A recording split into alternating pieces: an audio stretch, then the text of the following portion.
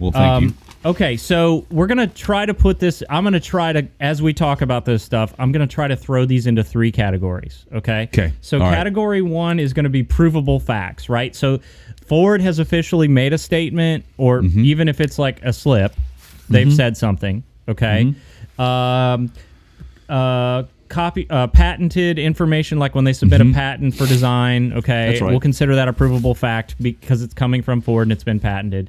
Pictures that Ford has officially released or that we have seen in the wild that can be provable that it's actually a Ford in the picture. Okay? Exactly. So we're going to put those in the provable facts category.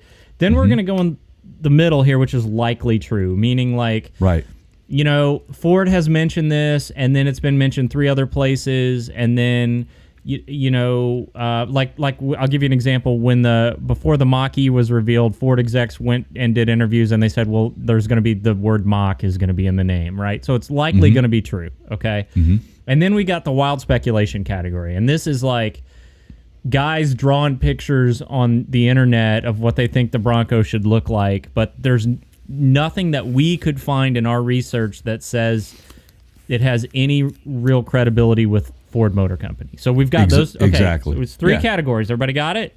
Yep. I'm ready to roll. Let's go. So my son, who's an avid car enthusiast, gets this in the mail this week. Yeah. Okay.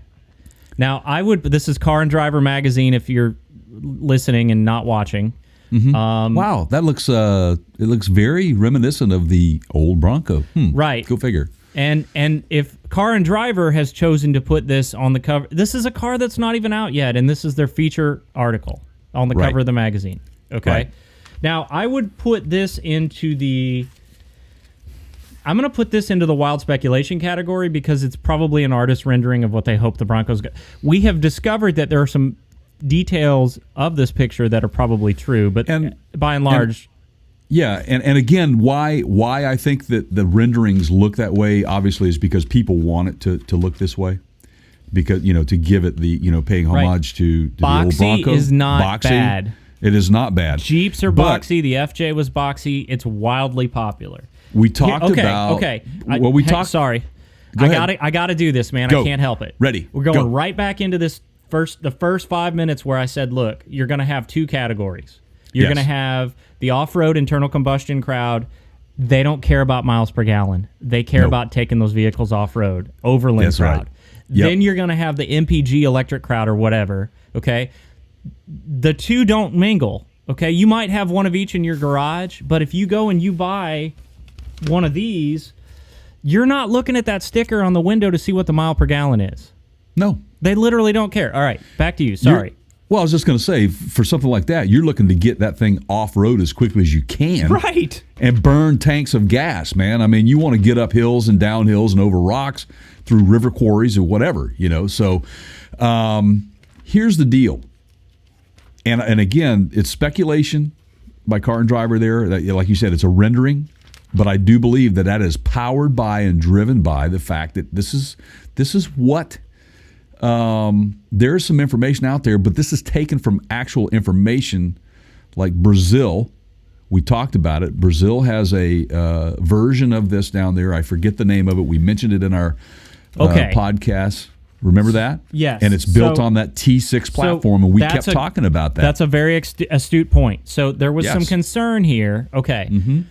So there was some concern here that Ford was basically going to take... Okay, so the Ranger. So they've pretty much confirmed that it's going to be on the Ranger platform. Right. Okay? They being Ford, all right? Yes. So the Ranger came out, I think it was last year, right? They in the United States, they brought it back last year. Is that right, or 2 years ago? 2 years ago. Recently.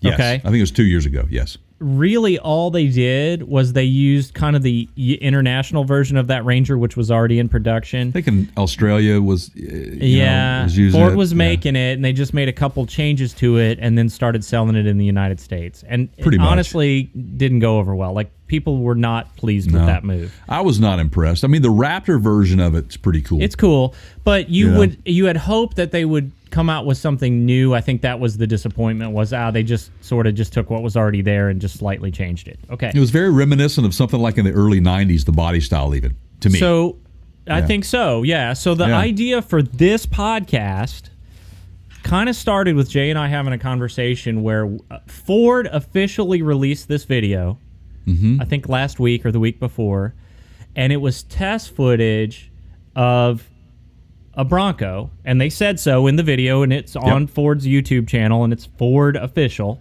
That's right. And it was out like in the high desert, hopping over rocks and rough terrain, and I looked at this video and I sent it to Jay, and I'm going to try to remove the expletives from what I said, but I was just like, this is a flippin' Ranger with a camper shell on it, and it's ugly. Pretty much. If that's it. But again, Keith and I have driven this home when we're talking about these things. These things are out in full camouflage.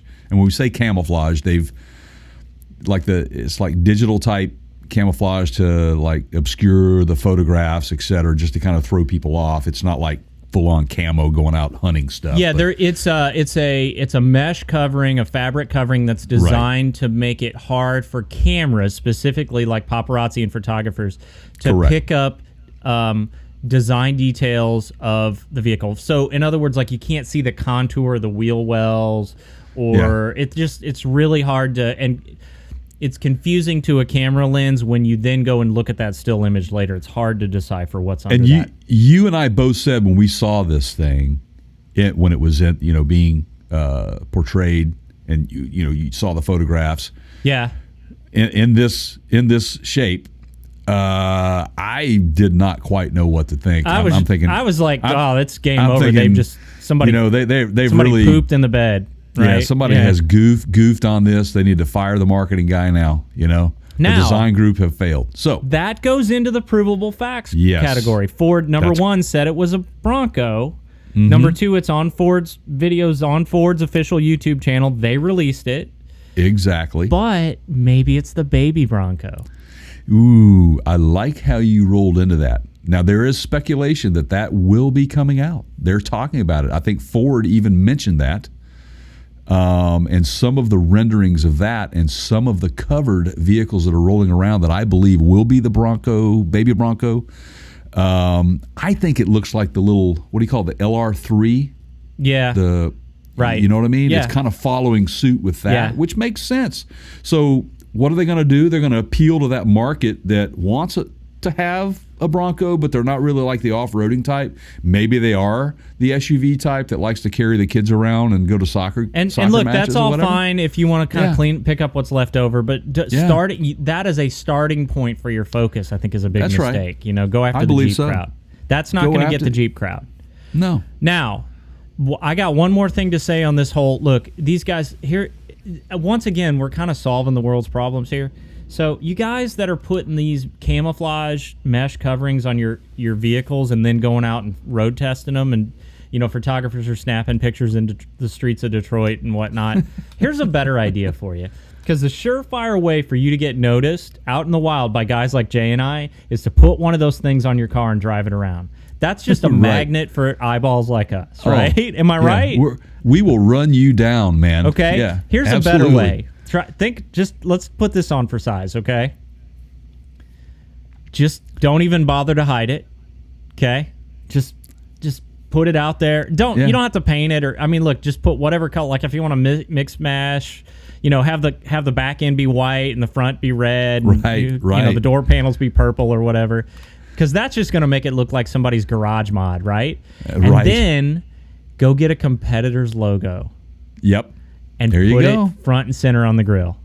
There you go. That's how you do it. Go get a GM bow tie or a Chevrolet bow tie. If you're the Bronco, a prototype, right? And go stick that sucker right on the front, and you will throw everybody off the trail. Why not? Exactly. I'm with you on that, man. That would be funny. It's not because for sale. You can't get sued, right? Well, I'm actually in part of the world where that could happen, because we have a lot of the Canadians coming down over the border driving their Hyundais and Mitsubishis and Nissans, that you're looking at this thing going, what in the world is that? Oh, it's a Nissan. I've never seen that before. And keep in mind, different markets have different vehicles, and being this close to the Canadian border, I get a lot of that. So I even thought I saw one of the new C8s coming in off the ferry here recently. But you get a lot of stuff that's imported from other parts of the world that goes into Canada first. That's right. Okay, so while we're on the subject of provable things, there's been a couple other things that we know are very likely to happen. Number one is there's a patent that this surfaced quite a while back for the hinge doors on the Bronco. That's right. And basically what they're doing is they're comparing, okay, everybody that looked at this patent said, okay, Ford's doing a couple things here. They're making it so that you can remove the doors easily without tools off the thing, like you can a Jeep, but you got to use tools on a Jeep door. So this is a toolless removal. That's why they patented it. It's a new design. And then they're probably going to have a place to store these in the back of the SUV, of the vehicle. So again, like a Jeep, you can take them off and you can put them in the vehicle and drive around kind of like with no... And they've also leaked, or I don't know if leak's the right word, filed for the removable top. Correct. And there's a couple of things that will tie into that kind of helps us kind of bring this into more of a reality, which is this. There's a heavy use of aluminum on this vehicle, which makes sense. If you have removable doors, you don't want these things to weigh a ton. Right. You want it to be easy for the consumer to remove these things quickly and put them in the back in a stowed location. One other thing that proves that this thing is going to have removable doors, some of the camouflage vehicles that are rolling around, notice the location of the side view mirrors. It's on the A-pillar. It's on the A-pillar. So for those of you that don't know what that is, okay, you have your front windshield or windscreen if you're not in America, okay? Right. And then you have this piece of metal that comes down the sides of your windshield. Right. Okay. Then you go around to the side of the vehicle and you have the driver's side window and the passenger window. Okay. So that piece of metal that goes up and down between the front windshield and the driver's side window, that's your A-pillar. The mirrors are mounted to the A-pillar. That's right. If you mount them to the doors, your mirrors go away when you take the doors off. Which I was going to say, which is unlike the Jeep. The Jeep does not have their mirrors mounted there. They are actually mounted on those doors that are removable. Did you know that? I did not. Now you do. Yeah. It's different. Once again, doing your part to make our audience smarter. Well, another thing about the removable top, which is for anybody who likes to go off-roading, Jeep enthusiast, whomever, and to, again, pay homage to the old Bronco, that removable roof is a must.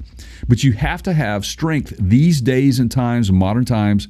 Years ago, you could have a removable top with no protection overhead, and it was deemed safe. But as we've gone on in time, the NHTSA says you have to abide by specific safety rules and regulations, and what you're going to have is a vehicle that will have a roll bar type frame mechanism, and which to me, with the mirror being mounted there, tells me that it's going to be more of a permanent structure, part of the structure, the frame. So it's looking more and more like definitely there will be removable doors and removable top. And you heard it here first, guys.